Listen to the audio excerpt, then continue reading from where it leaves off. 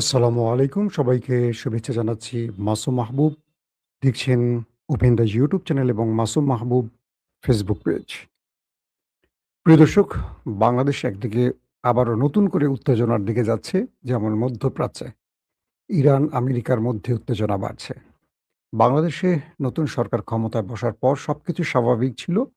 আমাদের স্বপ্নগুলো স্বাভাবিক ছিল। হঠাৎ করে জুলাই বিপ্লবের যারা কি বলবো নায়ক, মহানায়ক তাদের উপরই এখন সরকার হামলা করছে। অনেকটা মনে হচ্ছে যে আমরা হাসিনার রেজিমে এখনো আছি। হাসিনা যায়নি, এখন হাসিনা ক্ষমতায় আছে। ঠিক এরকম মনে হচ্ছে হঠাৎ করে। জানি না আপনাদের কেমন মনে হচ্ছে? সার্জিস আলমরা যখন জুলাইর শহীদ পরিবারদের সাথে দেখা করতে গিয়েছিলেন সিলেটে, তখন তাদের গাড়ির উপর আবারও হামলা। হবিগঞ্জের পর এবার সিলেটে আবারও হামলার ঘটনা ঘটেছে। সেই গাড়িতে আ সংসদ সদস্য ডক্টর মিতু ছিলেন, সার্জিস আলমের স্ত্রী ছিলেন, শহীদ পরিবারের বেশ কজন সদস্য ছিলেন এমনটি জানা গেছে। সিলেটের সাংবাদিকরা এই বিষয়গুলোকে নিশ্চিত করেছেন। তো বলা হচ্ছে বেলা ৩:৩০টার দিকে এনসিপির আহ্বায়ক ও জাতীয় সংসদের বিরোধী দলীয় চিফ হুইপ নাহিদ ইসলাম এক ফেসবুক পোস্টে সার্জিস আলমের বিষয়টিও তিনি উল্লেখ করেছেন যে তার উপর হামলার ঘটনাটি। পাশাপাশি তিনি লিখছেন, সিলেটের গোপালগঞ্জ শহীদ পরিবারের সঙ্গে সাক্ষাৎ শেষে সিলেটে ফেরার পথে এনসিপির উত্তরাঞ্চলের মুখ্য সচিব সার্জিস আলমের গাড়িতে আবারও বর্বরোচিত হামলা চালিয়েছে বিএনপির সন্ত্রাসীরা। এটা ফেসবুকে লিখেছে নাহিদ ইসলাম। সার্জিস আলম সামাজিক যোগাযোগ মাধ্যমে লিখেছেন, দ্বিতীয় দফা বিএনপির সন্ত্রাসীরা আমাদের উপর আক্রমণ করেছে সিলেটের ৫ মাইল বাজারে। তারেক রহমান কি শেখ হাসিনা হতে চান? এটা সার্জিস আলমের উক্তি। এর আগে বৃহস্পতিবার দুপুর ২:৩০টার দিকে সার্জিস আলম আরেকটি পোস্টে লিখেন, সিলেটের গোপালগঞ্জে আবার আমাদের গাড়িতে রক্তাক্ত হামলা করেছে বিএনপির সন্ত্রাসীরা। গাড়ি ভাঙচুর করেছে।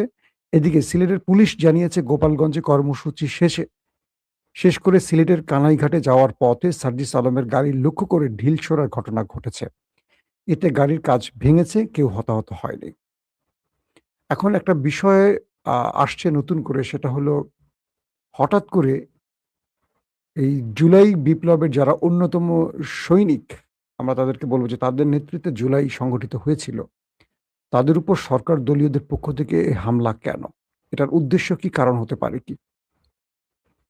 আমি সোশ্যাল মিডিয়াতে সবচেয়ে হতাশ হচ্ছি যে বিষয়টির জন্য, সেটি হলো আওয়ামী লীগের পোস্টগুলোতে এত খুশি দেখা যাচ্ছে, যেটা গত ৫ তারিখের পর ২৪-এর ৫ তারিখের পর ওদের এত খুশি হতে দেখিনি। আর সেই খুশিটা ওদের উপহার দিচ্ছে আমাদের প্রিয় বিএনপি। কেন যেন মনে হয় দিন শেষে ওরা ভাই, ভাই। কারণ রাষ্ট্রটাকে ওরা লুটবে তো, তাই ওরা কাউকে ক্ষমতা না দিয়ে ওরা নিজেরা নিজেদের মধ্যে ব্যালেন্স করে চলে। বাংলাদেশের প্রতিটি প্রান্তে ইউনূসের আমলে আওয়ামী লীগ লুকিয়ে ছিল। বিএনপি ক্ষমতায় আসার সঙ্গে, সঙ্গে প্রকাশ্যে সকল আওয়ামী লীগ মাঠে নেমে গেছে। এটা অদ্ভুত একটা দৃশ্য না যে বিএনপির উপর ১৫-১৬ বছর অত্যাচার করেছে আওয়ামী লীগ। সেই আওয়ামী লীগ প্রকাশ্যে চলে আসলো বিএনপির হাত ধরে। কিন্তু ইউনূস তো কোনো রাজনৈতিক দল ছিল না। ইউনূসই বরং আওয়ামী লীগকে গর্তে ঢুকিয়ে রেখেছিল ভয় দেখিয়ে প্রশাসন দিয়ে। কিন্তু বিএনপি এসে সবাইকে বের করে দিয়েছে রাস্তায়। যে তোরা এখন কাজ করে খা। তোরা আমাদের সাথে হাত মিলা, চাঁদাবাজি কর, টেন্ডারবাজি কর আর পার্সেন্টেজ শুধু দিন শেষে আমাদের ঘরে দিয়ে আসিস। রাষ্ট্রের পরিবর্তন হলো কি আমি জানি না। বিএনপির ভাইরা খুব আহত হচ্ছেন। প্রতিটা কথার উত্তর দেবেন। আমি কি মিথ্যা বলছি একটি লাইনও? আমরা যারা রাষ্ট্র থেকে সুবিধা নিই না, দলের থেকে সুবিধা নিই না, টেন্ডারবাজি করি না, চাঁদাবাজি করি না, আমাদের কাছে রাষ্ট্রটা একরকম। আর যারা টেন্ডারবাজি, চাঁদাবাজি করেন তাদের কাছে রাষ্ট্রটা আরেক রকম। একদম সহজ কথায়, মানে সহজ বাক্যে বুঝিয়ে বললাম। এনসিপির সাথে আমার কোনো সম্পৃক্ততা নাই। কিন্তু আমি ওদেরকে সম্মান করি, ভালোবাসি। কারণ হাসিনা ফ্যাসিস্টকে সরানোর জন্য ওদের ভূমিকা ছিল সর্বাগ্রে। যেটা বিএনপি জামাত পারেনি, এটা ওরা পেরেছে। তো ওরা একটি রাজনৈতিক দল বানিয়েছে, ওদের বয়স হয়তোবা ১.৫ বছর। সেই ১.৫ বছরের একটা সন্তানের সাথে ৪৭ বছর বিএনপির বয়স যদি হয়, ৪৭ বছরের একটা বুড়ো বা কি বলবো একটা মাঝারি বয়সের লোক এই আচরণ কি করে করছে? কেন করছে? কি উদ্দেশ্যে করছে? বিএনপি কি এনসিপিকে ভয় পাচ্ছে? বিষয়টা কি এরকম হয়ে যাচ্ছে? আবার আওয়ামী লীগ খুশি হচ্ছে যে ঘটনায় বিএনপি সেই কাজগুলো করছে। রাজশাহী বিশ্ববিদ্যালয় থেকে শুরু করে বাংলাদেশের বিভিন্ন জায়গায় ছাত্রলীগকে প্রোটেকশন দিয়ে মাঠে নামাচ্ছে কে? ছাত্রদল, যুবদল। আর তাদের প্রতিদ্বন্দ্বী হয়ে গেল এনসিপি, জামাত শিবির। অথচ এই জামাত শিবিরের সাথে ২০টা বছর লড়াই করেছে জোট বেঁধে এই বিএনপি, আর তখন শত্রু ছিল আওয়ামী লীগ। এটা রাজনীতির চরিত্র? এটা কেমন চরিত্র? আমার মানে প্রশ্ন আসে যে এটা কোনো চরিত্রের মধ্যে পড়ে নাকি? তো এই চরিত্র নিয়ে রাজনীতি টিকবে? হাসিনা তো এখন ভারতে পালিয়ে আছে এই চরিত্রের জন্য। আশা করি বিএনপি এই চরিত্র পরিবর্তন করবে, নতুবা বিএনপিকে অনেক বড় মাশুল দিতে হবে। কেউ বলবে না এই কথাগুলো, রাশেদ বলবে না, আরো যারা এখন টক শো করে তারা বলবে না। কারণ তারা বিএনপির কাছ থেকে মোটা অঙ্কের এখন টাকা পাচ্ছে, সুবিধা পাচ্ছে। এখন তারা শুধু বিএনপিকে জি হুজুর করবে। যখন বিএনপি ডুবে যাবে আবারও হাসিনার মতো পালাবে, একটাও থাকবে না। সব গাট্টি-গুট্টি গুছাইয়া পালাবে। তখন আবার বিএনপির জন্য আমাদের কথা বলতে হবে। আবার আমাদের দেশ ছাড়তে হবে, ফেরারি হতে হবে, গুমের ভয় থাকবে। বুঝেন নাই? এই বিএনপির জন্য আবার আমরা এই কথা বলব। কিন্তু আমরা সুবিধা নিচ্ছি না। দেখেন, বিএনপির থেকে কোনো সুবিধা নিচ্ছি? বিএনপি ক্ষমতায় আসার পর কোথাও বসেছি? কোন চাঁদাবাজি করেছি? টেন্ডারবাজি? গুরুত্বপূর্ণ পদে বসতে কি পারতাম না? বসি নাই। কিন্তু যারা বসেছে তারা সব অন্য দল থেকে আসছে, হাইব্রিড। তারা শুধু সুবিধা নিচ্ছে এখন। টাকা বানাচ্ছে, টাকা। জাস্ট বিএনপি ফল করবে আবার চলে যাবে তারা। আবার বিএনপি বলবে আমাদের জন্য কথা বলো, একটু আওয়াজ তোলো। কিন্তু এখন যে আওয়াজ তুলি, এই আওয়াজগুলো বিএনপির ভাল লাগবে না এখন। এই তুমি তো আমাদের দলের বিরুদ্ধে বলছো। ভাই, এই কাজগুলো কি ঠিক হচ্ছে? সিলেটের জনগণ আজকে দেখলাম গণমাধ্যমে বলছে যে সংসদ সদস্য ডক্টর মিতু তার উপর হামলা, এবং মানে ভালো পরিমাণ হামলা করছে। তাদের গাড়ি একদম ভেঙে চুরে সার্জিস আলমের স্ত্রী সেই গাড়িতে বসে আছে। এটা রাজনৈতিক কোন কালচার? এই প্রশ্নগুলো আমরা করতে পারি না? আওয়ামী লীগের সময় যদি এই প্রশ্নগুলো করতে পারি, বিএনপির সময় করতে পারি না? আমাদের মানে সাংবাদিকতার কাজটা কি কোনো দলের দল দাস তো না। আমরা তো কোনো দলের অন্ধ আনুগত্য করতে পারি না। আমাকে অনেকে বলে, ভাই বিএনপির বিরুদ্ধে বেশি বইলেন না। বিএনপি তো আমারই দল রে ভাই। এটার জন্য আমি কি করেছি আপনি হয়তো জানেন না। দল তো জানে। কিন্তু দলের থেকে সুবিধা নিচ্ছি না। এটা কি আমাদের অপরাধ? আমরা দেশটাকে ভালোবাসি। দল থেকে কোনো বাড়তি সুবিধার জন্য, চাঁদাবাজির জন্য তো আমরা নাম লিখাই নাই। আমাদের জন্য আফসোস লাগে দেশটা যখন অন্ধকারে যায়। কারণ আমরা দেশের জন্য সবটা করেছি। নিজের জীবন হুমকিতে ফেলেছি। খুবই দুঃখজনক ঘটনা। হবিগঞ্জের পর সিলেটের এই ঘটনাগুলো আমাদের মনে করে দিচ্ছে যারা এই দেশকে স্বাধীন করেছে তারা নিজেরা এখন পরাধীন হয়ে গেছে। তাহলে তারা আরেকটা স্বাধীনতার জন্য লড়াই করবে। সেই লড়াইটা হবে বিএনপির বিরুদ্ধে, এটা তো বলাই যায়। তাহলে বিএনপি কেন নিজে যেচে এই বিপদ ঘাড়ে ডাকছে? যারা এখন আছে এনসিপি, জামাত, বিএনপি, এরা তো এক ঘরের লোক। এরা একটাই দল আমার কাছে মনে হয়। নিজেরা নিজেদের মধ্যে ক্যাচাল তৈরি করে আওয়ামী লীগকে সুবিধা করে দিচ্ছে কেন? নাকি বিএনপির মধ্যে আরেকটা বিএনপি ঢুকে গেছে যারা হাসিনাকে বাংলাদেশে ইনপুট করার জন্য এই রাস্তাগুলো করছে? আশা করি জনাব তারেক রহমান এই বিষয়গুলোতে সজাগ থাকবেন। কারণ বিএনপির বিরুদ্ধে বড় ষড়যন্ত্র হচ্ছে। আর এই ষড়যন্ত্রটা বিএনপির ঘর থেকেই করছে। এটা বিএনপির সমালোচনা না। এটা বিএনপিকে তার সঠিক পথটা দেখানোর জন্য কথাগুলো বলা। কারণ বিএনপি যদি ভুল করে এই মাসুলটা সবচেয়ে বেশি তারেক রহমানই দেবেন। সো আমরা আশা করব এখান থেকে বিএনপি সঠিক পথ খুঁজে নেবেন। দর্শক, গুরুত্বপূর্ণ কয়েকটা খবর দিব। তার মধ্যে আ ইরান তার ট্র্যাপে ফেলে দিয়েছে আমেরিকাকে। এটা খুব ইম্পোর্টেন্ট খবর। আমি একটু বাংলাদেশের খবরটা লম্বা করে ফেলছি বাধ্য হয়ে। এই খবরটা দিতে চাইনি। আমেরিকা ইরানকে ট্র্যাপে ফেলতে চেয়েছিল। সেই ট্র্যাপের অংশ হিসেবে তারা কাতার এবং পাকিস্তানের মাধ্যমে একটা ১২ দিন থেকে ১৫ দিনের যুদ্ধবিরতির চেষ্টা করেছিল। কারণ ইরানের হামলায় মার্কিন ঘাঁটিগুলো ধ্বংস হয়ে গেছে, তাদের রসদ শেষ হয়ে গেছে। তাদের প্রচুর সেনা আহত এবং নিহত। তাই আমেরিকা প্ল্যান করলো যে আমরা ১০ থেকে ১২ দিন বা ১৫ দিন একটা সিজ ফায়ার করে ইউরোপ থেকে বা আশপাশ থেকে আমাদের ঘাঁটি থেকে সেনা এবং আমাদের রসদ আনবো। এনে স্বয়ংসম্পূর্ণ হয়ে আবারও ইরানের উপর মানে ধুমধাড়াক্কা অ্যাটাক করব। তো হঠাৎ করে ইরানের কাছে ইন্টেলিজেন্স তথ্য পৌঁছে গেছে এরকম যে আমেরিকা ইরানের আক্রমণের জন্য তার জর্দান সহ কয়েকটি ঘাঁটিতে আবারও রসদ জড়ো করছে। তো এই ঘটনা শোনার সঙ্গে, সঙ্গে বা এই তথ্য আসার সঙ্গে, সঙ্গে প্রি-অ্যাক্টিভ অ্যাটাক করে বসছে কে? ইরান, জর্দানে। মানে আমেরিকার সবসময় পাল্টা জবাব দিত। এবার আমেরিকাকে নিজেই ১ম অ্যাটাকটি করে বসে ইরান এবং ব্যাপক ক্ষয়ক্ষতি করে ফেলে। তারপর আমেরিকা রাতভর ইরানের বেশ কয়েকটি শহরে ম্যাসিভ আকারে অ্যাটাক করে।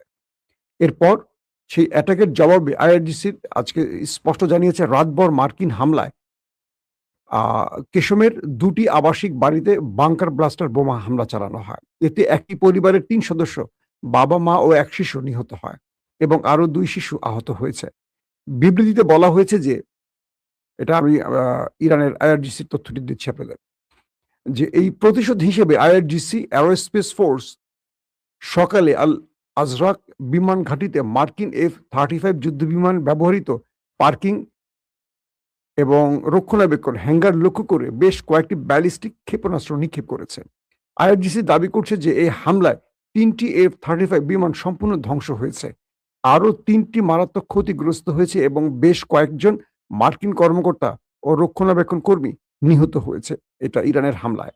আইআরজিসি জর্দানের জনগণকে উদ্দেশ্য করে ভাষণ দিয়েছে এবং তাদের সমর্থন ও দেশের অভিজাত শ্রেণীর একাংশের নেয়া সোচ্চার অবস্থানের জন্য ধন্যবাদ জানিয়েছে। সংস্থাটি বলছে ইসলামী ভূমি থেকে শেষ মার্কিন দখলদারকে বিতাড়িত না করা পর্যন্ত মার্কিন বাহিনীর বিরুদ্ধে তাদের অভিযান অব্যাহত থাকবে। মানে একটি বিষয় স্পষ্ট হয়েছে, 3টি F-35 মার্কিন যুক্তরাষ্ট্রের সবচেয়ে পাওয়ারফুল যুদ্ধ বিমান যেটাকে বলা হয় 3টি ধ্বংস করছে। এটা হলো আজকের শিরোনাম। একটু পরে দেখবেন সব গণমাধ্যম এটাকে শিরোনাম করে ফেলছে যে 3টি F-35 সম্পূর্ণ ধ্বংস করছে। এটা ইরানের জন্য সবচেয়ে বৃহৎ অপারেশন হবে গত 100 দিন বা 120 বা 30 দিনের মতো হলে যুদ্ধের। 28 ফেব্রুয়ারি থেকে ইরান যে আক্রমণ করেছে তার মধ্যে সবচেয়ে বড় অ্যাটাক হবে আজকের এই ঘটনাটি, কারণ হ্যাঙ্গার ধ্বংস হয়েছে, আরো বেশ কিছু যুদ্ধ বিমান ধ্বংস হয়েছে এবং যেটি ওরা দাবি করছে যে 3টি F-35 এবং সম্পূর্ণ ধ্বংস হয়েছে, এটা ইরান বলছে। এটা ইরানের গণমাধ্যম স্পষ্ট নিজের এই দাবিটি করছে এবং তাদের বেশ কজন মার্কিন কর্মকর্তা, সামরিক বাহিনীর কর্মকর্তা এবং এই বিমান রক্ষণাবেক্ষণের দায়িত্বে যারা আছেন তারা প্রাণ হারিয়েছেন, মানে ওপারে চলে গেছেন।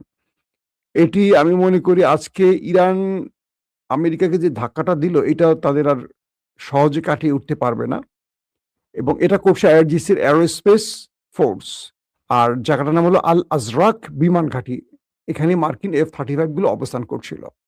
দর্শক, ইরান আমেরিকাকে যে ট্র্যাপে ফেললো সেটি হলো, এই ট্র্যাপটা একটু ব্যাখ্যা দিন, আমার যে টাইম হয়ে গেছে আপনাদের লম্বা করবো না ভিডিওটি। সেটা হলো আমেরিকা ইরানে আর কদিন পর একটা বৃহৎ আক্রমণ করবে সেজন্য রসদ জড়ো করছিল, আর ইরান অগ্রিম জেনে সেখানে অ্যাটাক করে সেই প্ল্যানগুলো ধ্বংস করে দিয়েছে, আর সেই ধ্বংসের অংশ হিসেবে F-35কে ওপারে পাঠিয়ে দিয়েছে। 1 নম্বর কথা। 2 নম্বর হলো যে এই যুদ্ধে আমেরিকা এবং সৌদি আরব ইরাকে একটা বড় অ্যাটাক চালিয়েছে, আপনারা জানেন গতকালকে। সেখানে ইরানের বেশ কজন উপদেষ্টা মারা গেছে, এই খবরটি ইরান দাবি করছে এবং এই ঘটনার পরপরই হুতি মানে ইয়েমেন এবং ইরাক একযোগে সৌদিকে পাগল করে ফেলছে। এখন সৌদি আরব এই যুদ্ধে এসে মহা বিপদে পড়ে গেছে। কিরকম?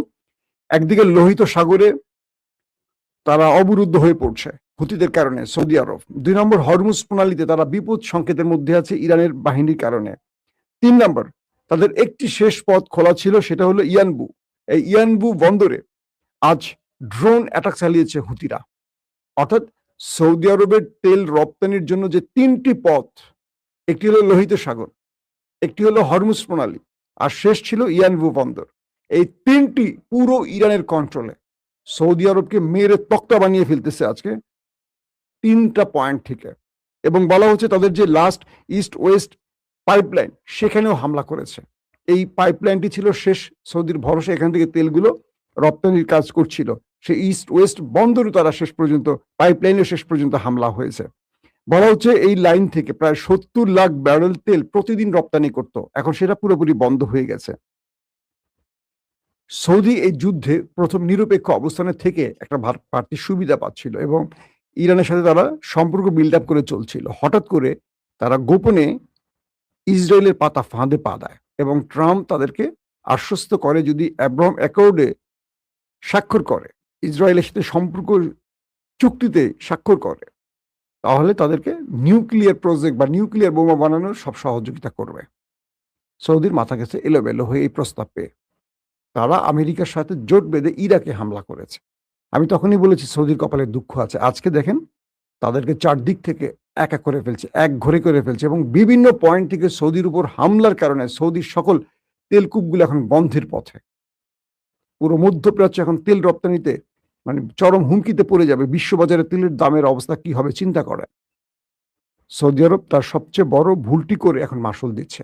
দর্শক, পাশাপাশি কুয়েত জানিয়েছে দেশটির উত্তরে একটি চীনা কোম্পানির ভবনে ইরানি হামলায় একজন শ্রমিক নিহত হয়েছে। মার্কিন বাহিনী ইরানে বোমা হামলা চালিয়েছে, যার ফলে কেশম দ্বীপের একটি আবাসিক ভবনে এক দম্পতি সহ তাদের, এই তথ্যটি একটু আগে আমি আপনাদের দিয়েছিলাম। এবং আরেকটি তথ্য জানিয়েছে, ইরান জানিয়েছে যে জানজান প্রদেশে মার্কিন ক্ষেপণাস্ত্র হামলায় ইসলামিক রেভলিউশনারি গার্ড কোরের ৩ জন সদস্য নিহত হয়েছে। এবং হরমুজ প্রণালী নিয়ে তেহরানে ওমানি কর্মকর্তাদের সঙ্গে আলোচনা চলছে বলে জানিয়েছে ইরানের পররাষ্ট্র মন্ত্রণালয়ের মুখপাত্র। আবারও নতুন করে এই আলোচনাটি শুরু হয়েছে। আবার অন্যদিকে ইরাকের সামরিক মুখপাত্র বলেছেন, এই অঞ্চলে সাম্প্রতিক হামলাগুলো ইরাকের ভূখণ্ড থেকে চালানো হয়েছে এমন কোনো প্রমাণ নেই। সৌদি আরব ইরাকে তথাকথিত ইরান সমর্থিত গোষ্ঠীগুলোর উপর যুক্তরাষ্ট্রের সঙ্গে হামলা চালিয়েছে, যাদের সম্পর্কে তাদের দাবি এই গোষ্ঠীগুলো এই গোষ্ঠীগুলোই সৌদি রাজ্য হামলা চালিয়েছিল।